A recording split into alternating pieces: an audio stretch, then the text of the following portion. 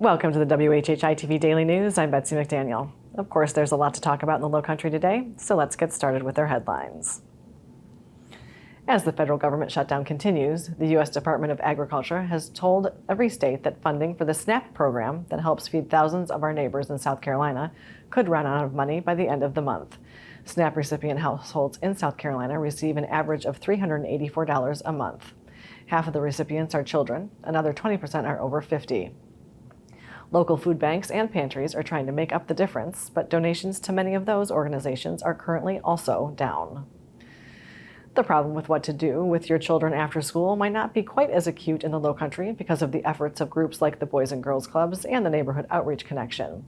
But a new national report from the After School Alliance says 5 out of 6 South Carolina families can't find an after-school program for their children.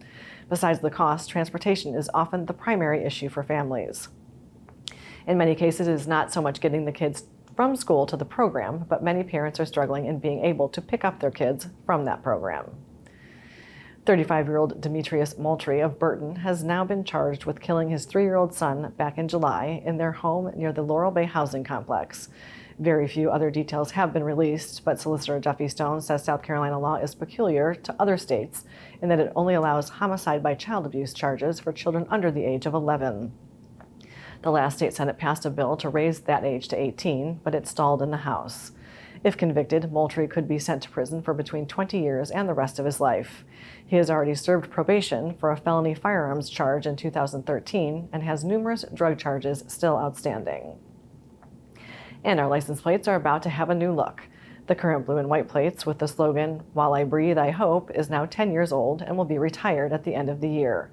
New plates have been authorized with a flowing blue flag and the phrase at the top of the plate saying, "Where the Revolutionary War was won," emphasizing the state's role in the war for independence 250 years ago. In 1776, Sergeant William Jasper hoisted a state flag at Fort Sullivan during the first big defeat of the British Army. State officials say British General Cornwallis may have surrendered at Yorktown, Virginia, but he was beaten in South Carolina. The plate will be similar to the SC-250 plate that was released in 2021 that read 250th Anniversary of the Revolutionary War. New driver's licenses are also rolling out in the coming year that will be not printed in-house, but will use special laser engraving technology to make them harder to forge. The new plates will start being issued on New Year's Day. The media sources on your screen will have more on these and other stories, and we would love for you to like us on Facebook and follow us on Instagram at WHHI-TV.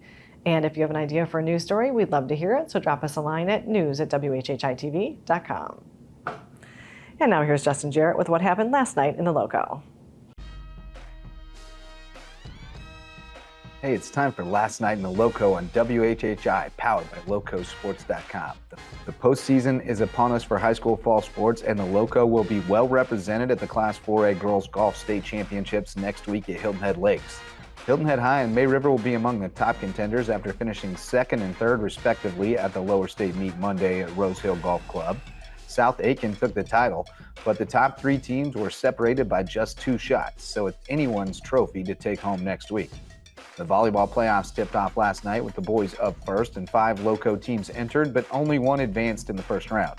Bluffton swept Bridges Prep to advance to a second round matchup with Academic Magnet, while Battery Creek, Hilton Head, and May River all fell in 4-set matches. The girls are up tonight with 9 teams from the Lowco in action, including a rivalry rematch with Bluffton at Beaufort. The Bobcats and Eagles split 2 matchups in the regular season. And the new high school football rankings dropped Tuesday, and Hampton County held steady at number 5 in Class 2A, while Hilton Head High stayed at number 7 in Class 4A. For LowcoSports and WHHI, I'm Justin Jarrett. Until next time, go Lowco.